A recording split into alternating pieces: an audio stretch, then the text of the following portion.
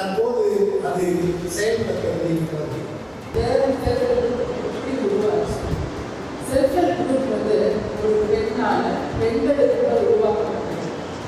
napkin எப்படி பண்ணுறதுன்னு சொல்லி ட்ரைனிங் கொடுத்து அவங்க செய்ய வச்சு அது வந்து சேல்ஸ் பண்ணணும் அப்படின்னு சொல்லி கொடுத்து மணி எப்படி கலெக்ட் பண்ணுறது எடுத்து ஃபுல் சைட்